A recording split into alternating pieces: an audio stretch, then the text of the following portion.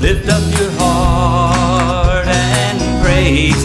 Lift up your hands and praise.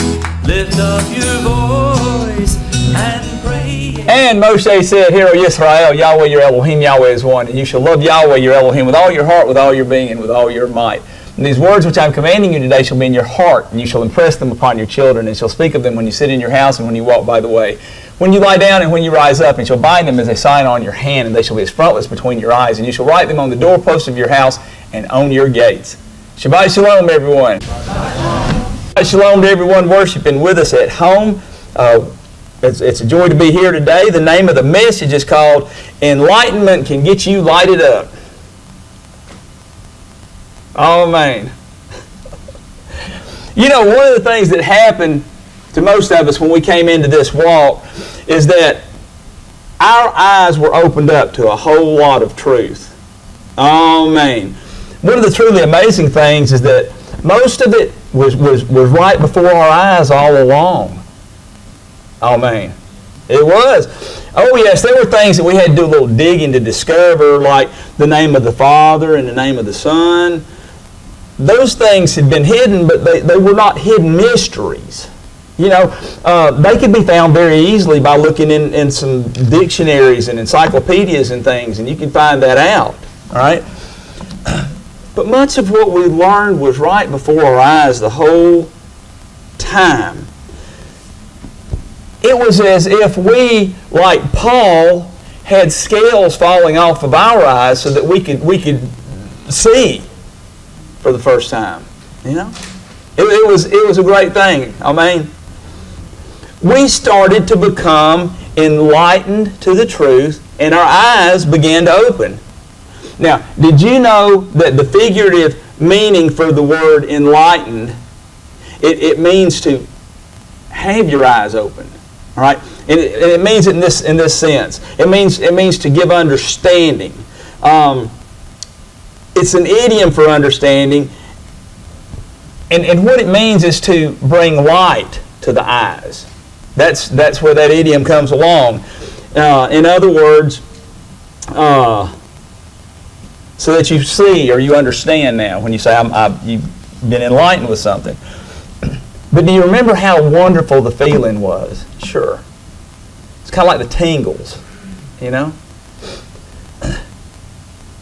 You know, it's like when you're pretty much having those wow moments, one after another, every day or two, you know? It's a little euphoric and it's a little bit scary at the same time. Yeah, we've all been there. Everybody knows what we're talking about. All of a sudden, you just couldn't get enough, and you wanted to share it with everyone. Not everyone wanted to what you were sharing, did they? They don't necessarily want it now either. They don't necessarily want it now. But when you share it with someone who is interested, that too can make you feel great. I mean, it is. If it makes you feel great, it does. It can make you feel useful to Elohim. And that's not a bad thing, is it? When we can be useful to Elohim. No, it's not. But you see, there's some very serious hazards that can come with enlightenment. And Hashatan knows this, and he exploits it. We're going to talk a little bit about that today. See, sometimes people can start to let their pride get out of control when they learn new things that others just don't know. Most all of us like to be appreciated, but sometimes enlightenment can, for some folks, be used for an ego fix. You know, an ego fix, and it gets others to esteem them. Because see, now it's like the wow moments are coming from me, kind of thing. Some people can begin to think that they are important and more righteous than others because of their understanding. And this was one of the great faults of the Pharisees. And you do not have to be a Jew to have a Pharisaic walk. Okay? And to make matters worse, since enlightenment can feel so euphoric, it can also become an intoxicant. It can be so addictive that people will go to all sorts of places to get their fix. All right? And Satan knows this, and he will deceive you into thinking and seeking enlightenment from all sorts of places that Yahweh never intended for us to go. And do you know what? It's not something that's new at all. It was actually part of the oldest trick in the book. All right? And so, if we want to see what the oldest trick in the book is, we need to open up the book and go way back in the beginning, and we're going to look at Bereshit chapter 3. Genesis chapter 3, we're going to start reading verse 1, and that's going to be on page 3 of the 98 ISR.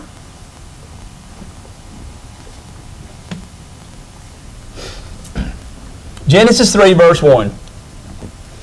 And the serpent was more crafty than any of the beasts of the field which Yahweh Elohim had made. And he said to the woman, Is it true that Elohim has said, Do not eat of every tree of the garden? And the woman said to the serpent, We are to eat of the fruit of the trees of the garden, but of the fruit of the tree which is in the midst of the garden, Elohim has said, Do not eat of it, nor touch it, lest you die. The serpent said to the woman, You shall certainly not die, for Elohim knows in the day that you eat of it, your eyes shall be opened. My eyes shall be opened. Yes, your eyes shall be opened. And you shall be like Elohim, knowing good and evil. In other words, your eyes will be opened and you'll have enlightenment with before unknown knowledge. The knowledge of Elohim, knowing evil and good. That's what's going on here. All right? And the woman, verse 6, saw that the tree was good for food, that it was pleasant to the eyes, and a tree desirable to make one wise, enlightened with understanding. And she took of its fruit and ate. And she also gave to her husband with her, and he ate. Then the eyes of both of them were opened, and they knew that they were naked. Oh boy, we've got new knowledge, and it's not what we were expecting at all. Somebody's done duped us. And they sewed fig leaves together and made loin coverings for themselves. And they heard the sound of Yahweh Elohim walking about in the garden in the cool of the day. And Adam and his wife hid themselves from the presence of Yahweh Elohim among the trees of the garden.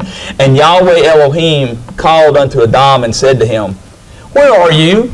And he said, I heard your voice in the garden, and I was afraid because I was naked, so I hid myself. And he said, Who made you? What's that next word? No.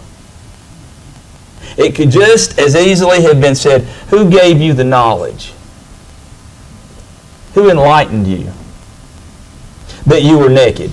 Have you eaten of the tree of which I commanded you that you should not eat? And the man said, The woman whom you gave to be with me, she gave me of the tree, and I ate. And Yahweh Elohim said to the woman, What is this that you have done? And the woman said, The serpent deceived me, and I ate. And Yahweh Elohim said to the serpent, Because you have done this, you are cursed more than all livestock, and more than every beast of the field. On your belly you are to go and eat dust all the days of your life. And I put enmity between you and the woman, and between your seed and her seed. He shall crush your head, and you shall crush his heel. To the woman he said, I greatly increase your sorrow and your conception. Bring forth children in pain. And your desire is for your husband, and he does rule over you. And to the man he said, Because you have listened to the voice of your wife, and have eaten of the tree which I commanded you, saying, Do not eat of it. Cursed is the ground because of you. In toil you are to eat all the days of your life, and the ground shall bring forth thorns and thistles for you, and you shall eat plants of the field. By the sweat of your face you are to eat bread until you return to the ground, for out of it you were taken, for dust you are, and to dust you return.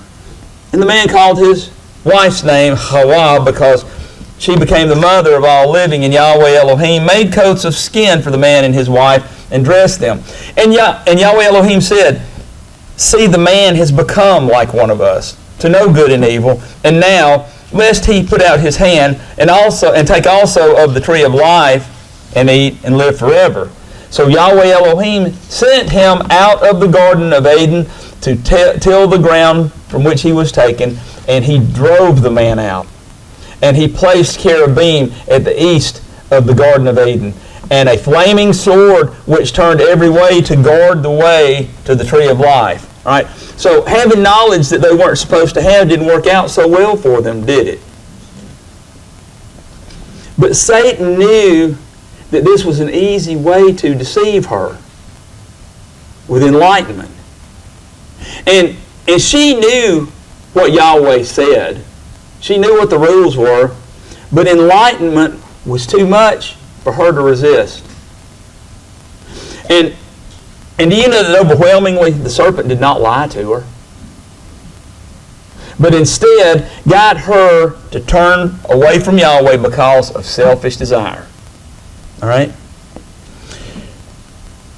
Hosea 4:6 says, there's just one verse we're going to read here. It says, well, let's turn. I want us to look at it together, even if it is one verse.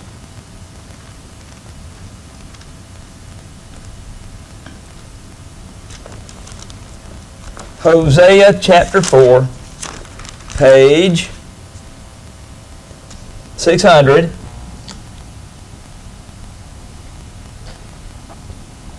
And verse 6. And it says, "My people have perished for lack of" what? Knowledge. Note that it does not say that they perish for lack of learning, but rather for the lack of knowledge. So there is knowledge that Yahweh wants you to have, but I would have to qualify that as the knowledge of Elohim. Okay? So it says, "My people have perished for lack of knowledge. Because you have rejected knowledge, I reject you from being priests for me, since you have forgotten the Torah of Elohim." I'd say that Hawa forgot the Torah of Elohim. Right?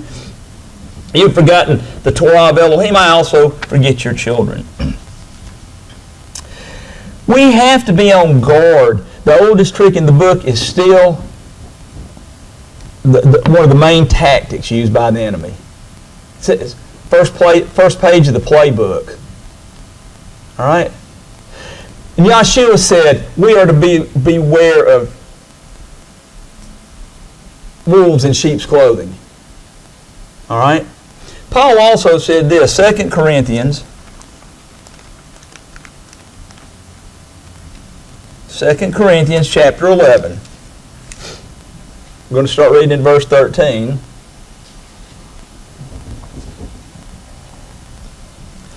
Second Corinthians 11, verse 13, page 1110.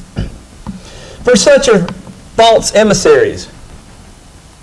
Now look at this. "Deceptive workers masquerading as emissaries of Messiah." Okay? And no wonder, for Satan himself masquerades as a messenger of what? Light. Let's see, that's in that word enlightenment, isn't it? To bring understanding. And no wonder, for Satan himself masquerades as a messenger of light. It is not surprising then if his servants also masquerade as servants of righteousness, whose end shall be according to their works. So, do you think that just maybe there are those who go about deceiving people into having knowledge and attitudes that Yahweh never intended? I think so. You better believe there are, actually. And if you think that you're too smart or too important to Elohim, or that you're too righteous to fall for it, you're most likely just exactly the kind of gal or guy that Hasatan's looking for. Right? And I would remind you of a lady who had regular talks and walks in the garden with Elohim, and she fell for it. So, turn with me to 2 Timothy. We're going to be reading chapter 3.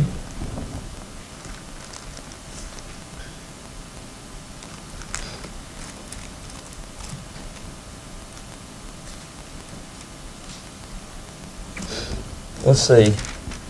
We'll be on page 1157. The letters to Timothy were written by Paul to instruct and encourage this young pastor, Timothy. All right? Paul's imparting to Timothy wisdom that he had gained through the years. Hey, if you can learn from someone else's experience, you don't have to make the same mistakes on your own. You know? All right, now verse 1, 2 Timothy 3:1. But know this, that in the last days hard times shall come, for men shall be, what are those next three words? Lovers of self, lovers of money, boasters, proud, blasphemers, disobedient to parents, thankless, wrongdoers. Can you have pride issues and still obey your parents? Sure you can. Sure you can.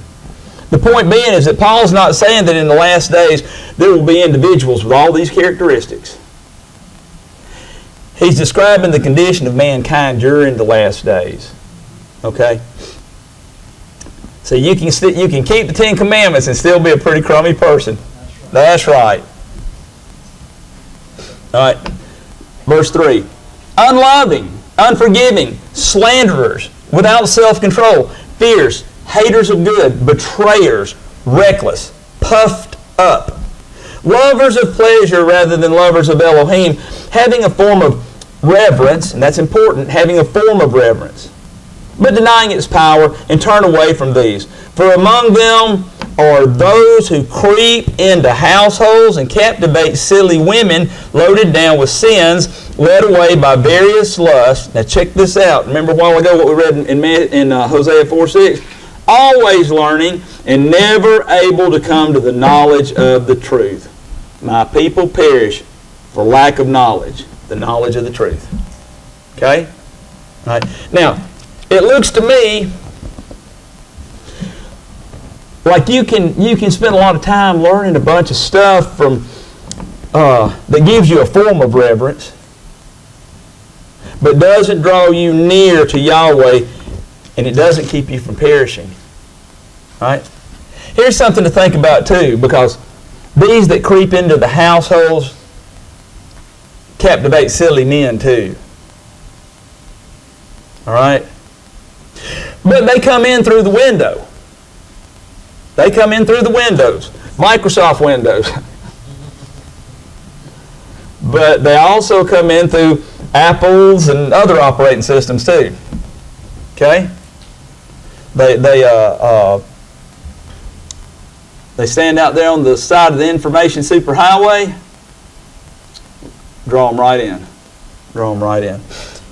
Verse 5, having a form of reverence, but denying its power, and turn away from these, for among them are those who creep into households and captivate silly women loaded down with sins, led away by various lusts, always learning and never able to come to the knowledge of the truth.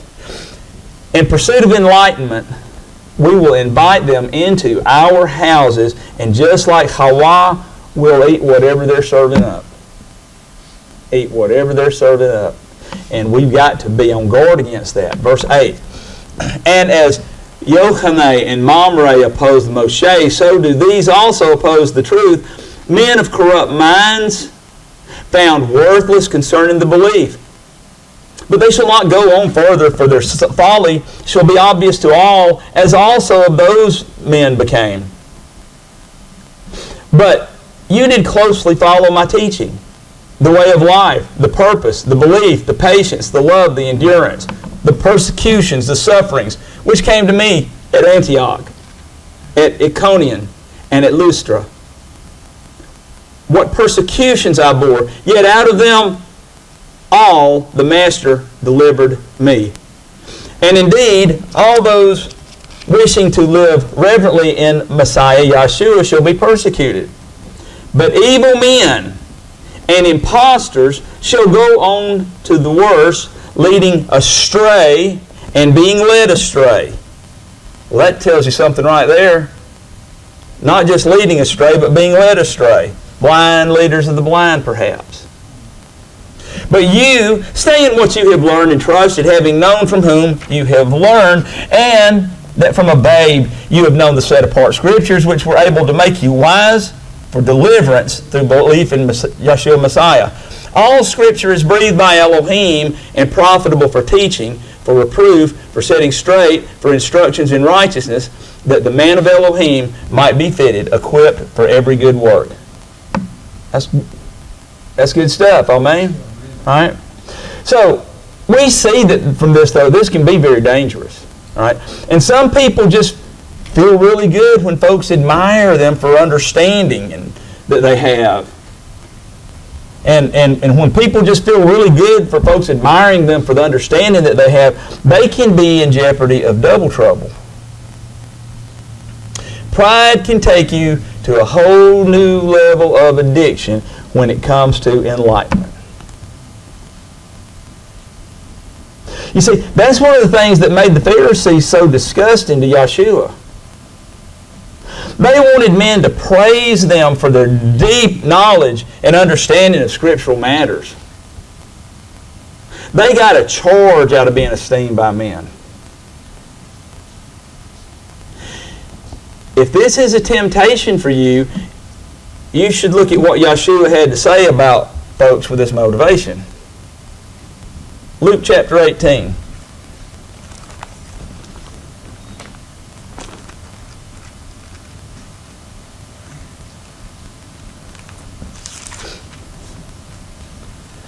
Luke chapter 18, we're going to start reading in verse 9, so we'll be on page 1006.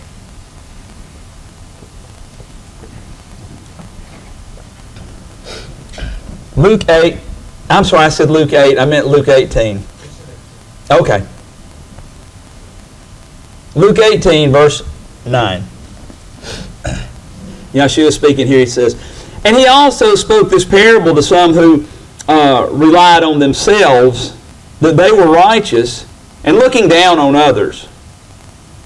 Two men went up to the set-apart place to pray, the one a Pharisee and the other a tax collector." He's really fixing to give it to him, you know it. "The Pharisee stood and began to pray within himself this way." Did you notice that? It says he began to pray within himself. You know, perhaps this is an indication that he is his own image of self-idolatry. Worshiping oneself. "The Pharisee stood and began to pray within himself this way. Elohim, I thank you that I'm not like the rest of men, swindlers, unrighteous, adulterers, or even as this tax collector. I fast twice a week. I give tithes of all that I possess." Now let's look at the difference. "But the tax collector, standing at a distance, would not even raise his eyes to the heaven, but he was beating his breast, saying, Elohim, show favor unto me, a sinner. I say to you, this man went down to his house declared right rather than the other. For everyone who is exalting himself shall be humbled, and he who is humbling himself shall be exalted." All right, we might need to think about that before we get too far out there. So, if we might ask ourselves, if we have a little too much in common with this self-righteous Pharisee, or this other man, ashamed to be a sinner, and who knew he needed Elohim. I don't think that he was worshiping himself. I think he was kind of disgusted with, Now, one of the reasons that I included this one is because, among other things, one of the things that the Pharisees would do to make sure that everyone thought very highly of them as they thought highly of themselves was to study about all sorts of hidden things in the Scripture. And they had come up with all sorts of elaborate mathematical interpretations and deep meanings to Hebrew words and letters that many uninstructed people would stand in awe of them so as to be seen by men. That's what was driving this, to be seen by men, that they were so learned and so spiritually enlightened. You know, one of the funny things too is that a lot of so the mathematical stuff, they just made this stuff up. They didn't have television, so they were bored. You know, but you know, there's all kind of things that they made out of the Hebrew letters, and you'll see stuff like that now about the Hebrew letters. You know, they mean this and that. The Pharisees, the rabbinic Judaistic system and of that time had come up with all these things based on Babylonian letter interpretation. I mean, they were just making up a lot of it as they went, and the Babylonian letters are not the same letters as these Paleo letters here, and these letters are not the same as the ancient pictographs, and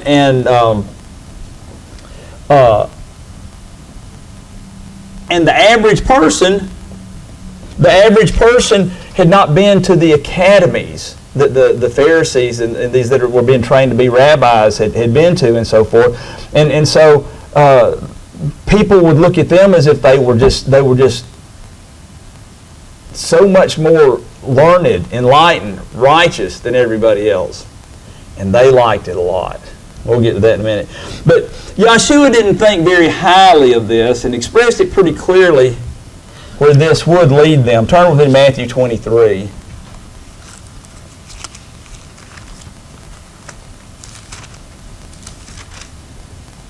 We're going to read this whole chapter. Matthew 23, starting in verse 1.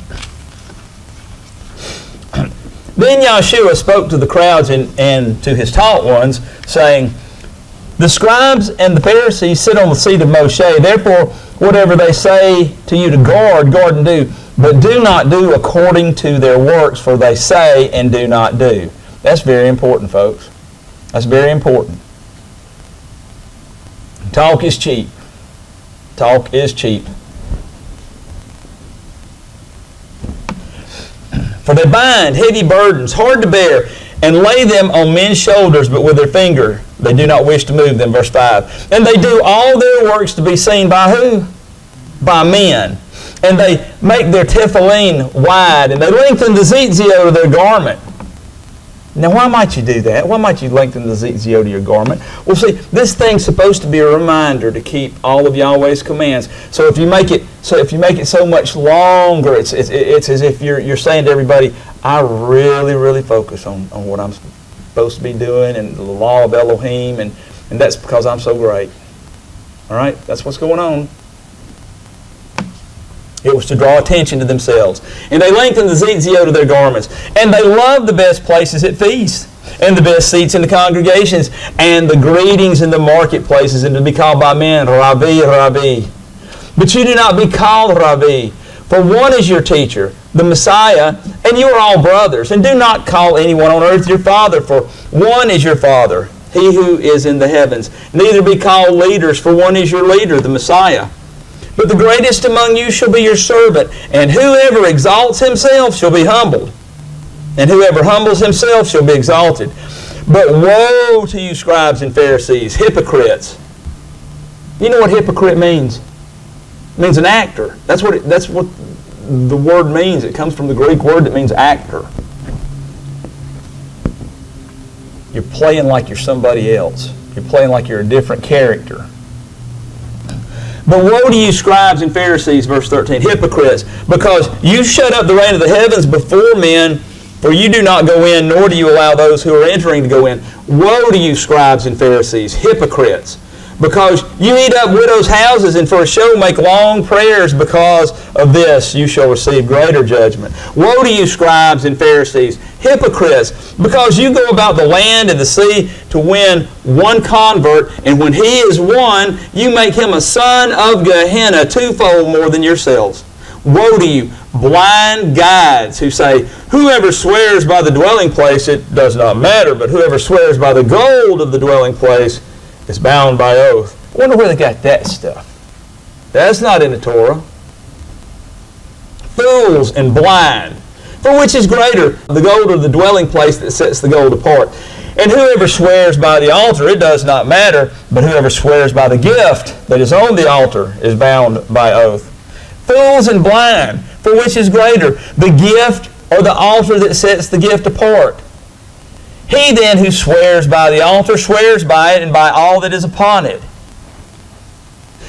And who swears by the dwelling place swears by it and by him who is dwelling in it. And he who swears by the heaven and swears by the throne of Elohim and by him who is sitting upon it.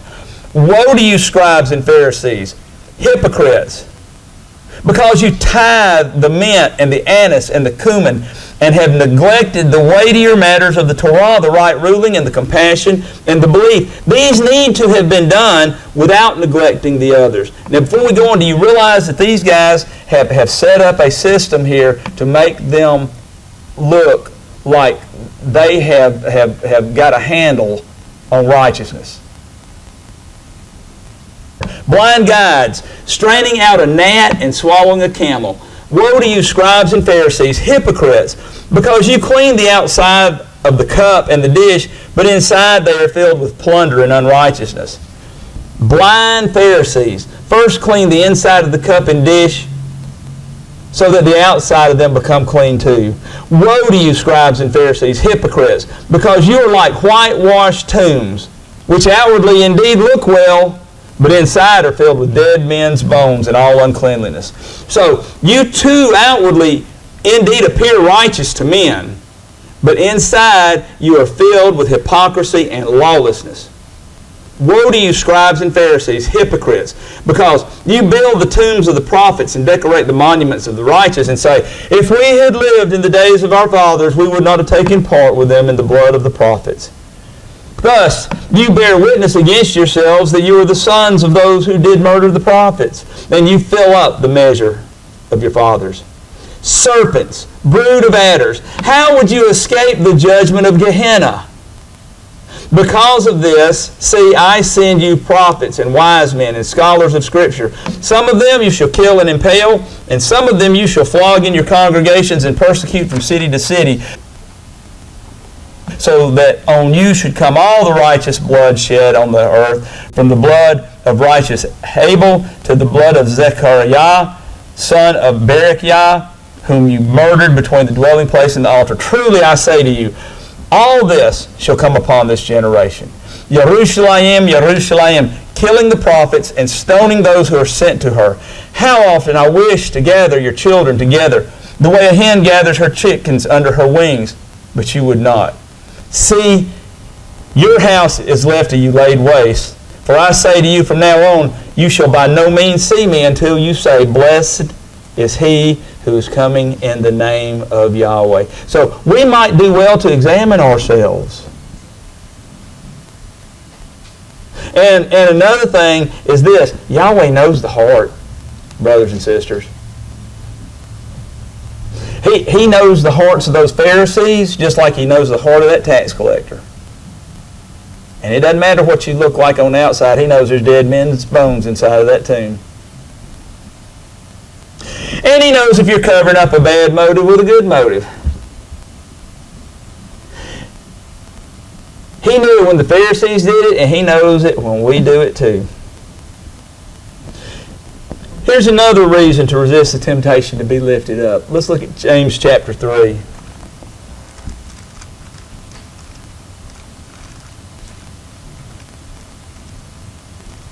Jacob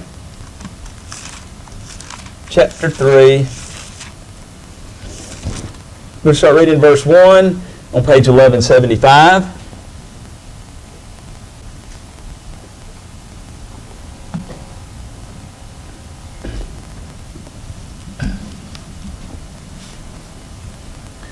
See, there's one thing when we want to share something with someone that we have learned.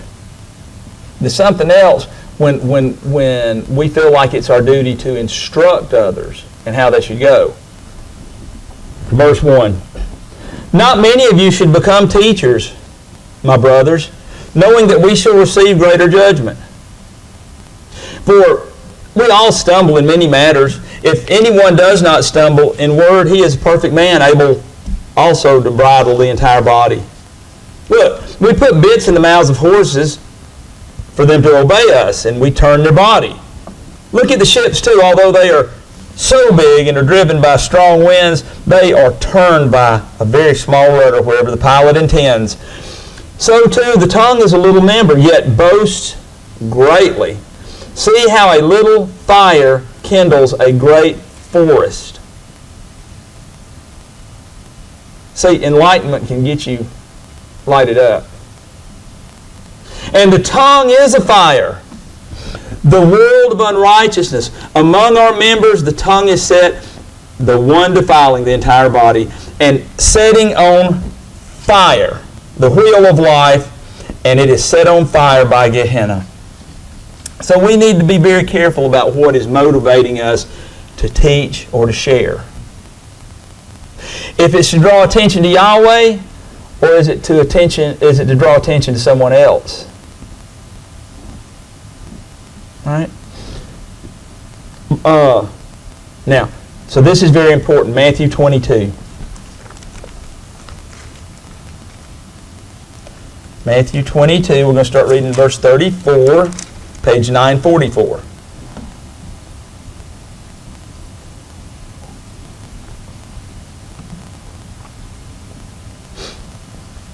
Matthew 22, verse 34. Oh, here's these guys again. But the Pharisees, having heard that he had silenced the Sadducees, were gathered together, and one of them, one learned in the Torah, did question, trying him and saying, Teacher, which is the great command in the Torah? And Yahshua said to him, you shall, what's that next word? Love. You shall love Yahweh your Elohim with all your heart, with all your being, and with all your mind. This is the first and great command. And the second is like it. You shall, what's that next word? Love. All right? The first command is you shall love, and the second command is you shall love. First one is you shall love Yahweh. The second one is, and you shall love your neighbor as yourself. On these two commands hang all the Torah and the prophets. All right? If your enlightenment takes you somewhere besides where these two commands take you, you're on the wrong path.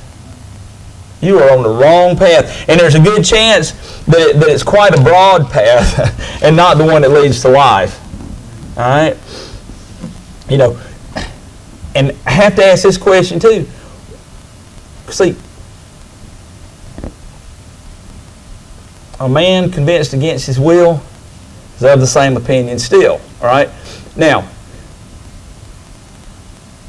when we learn truths and we want to share them with someone, do you love your neighbor as yourself? Are you respectful when you share these things with your neighbor? Or do you club people over the head with your high knowledge that you have now? Okay? Because they're probably not going to be very receptive. They're probably not going to be very receptive. They're probably going to consider you Pharisaic. Oh, I guess you think you're better than everybody.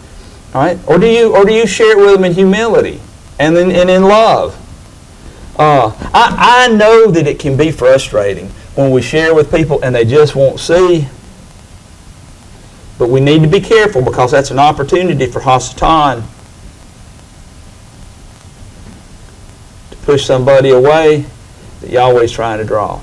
All right? And so 1 Corinthians chapter 13.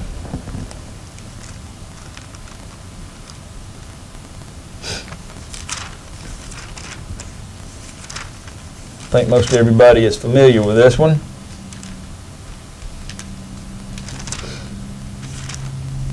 Page 1112.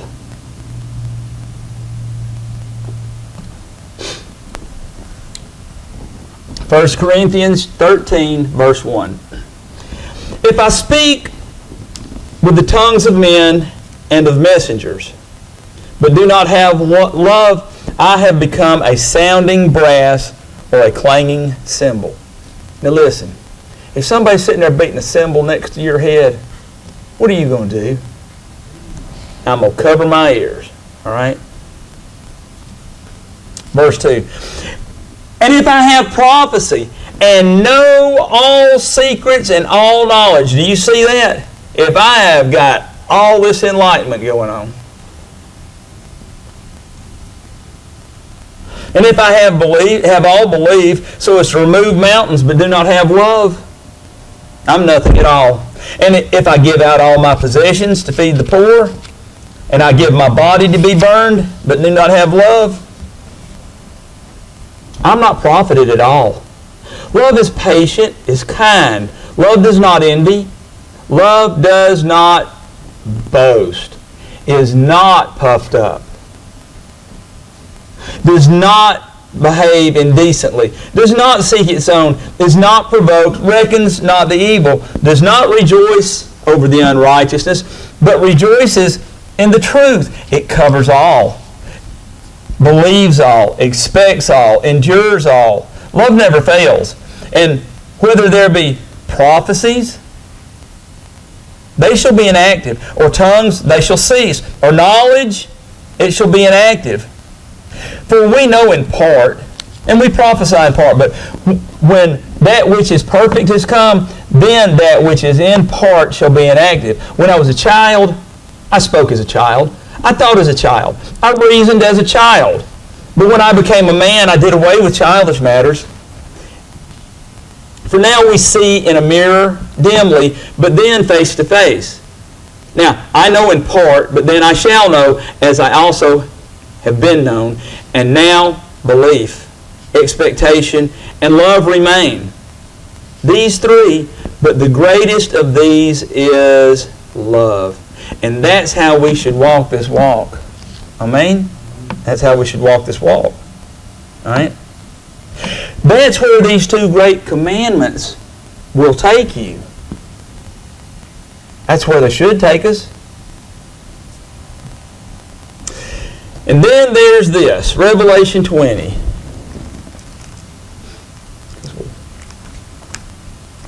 Revelation 20.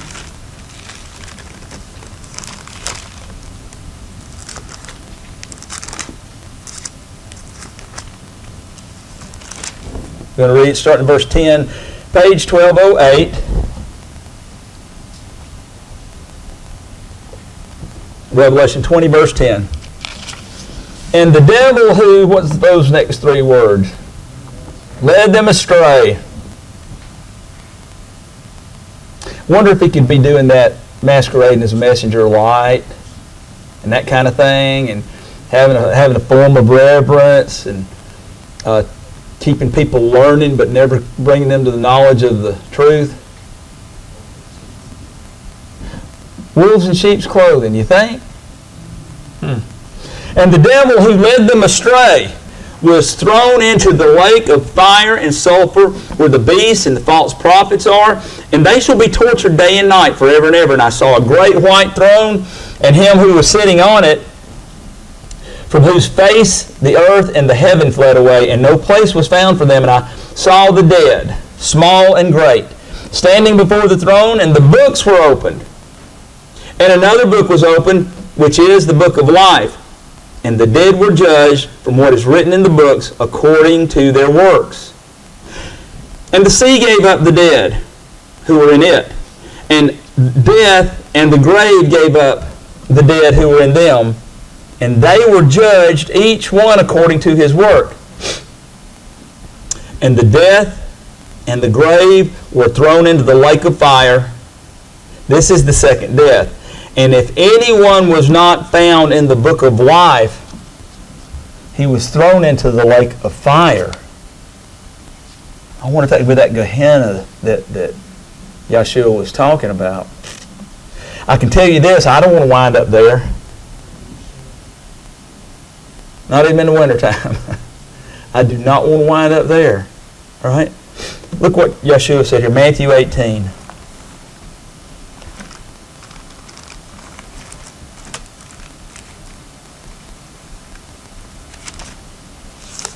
Matthew 18, we're going to start reading in verse 8. We're going to be on page 938. Matthew 18:8.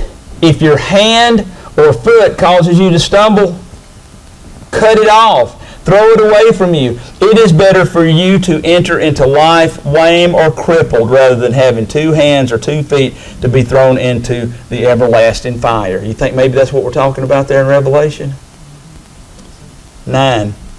And if your eye causes you to stumble, I got to tell you, I don't think this necessarily means looking at something you shouldn't look at. This can certainly be a result of enlightenment. And you having your eyes open to knowledge that Yahweh does not intend for you to know or for you to have, like Hawa in the garden or the Pharisees, for instance. All right? And if your eye causes you to stumble, pluck it out and throw it away from you. It is better for you to enter into life with 1 eye rather than having 2 eyes to be thrown in the fire of Gehenna.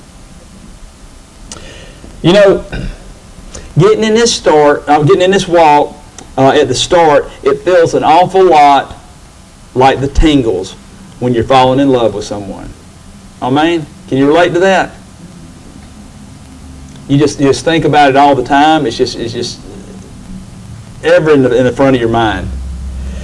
At some point, the tingles subside, just like they do in a romantic relationship, and your love bond grows.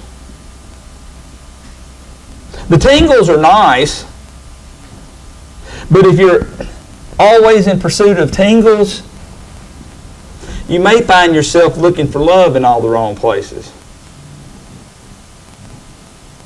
Same goes for being in constant pursuit of spiritual tingles.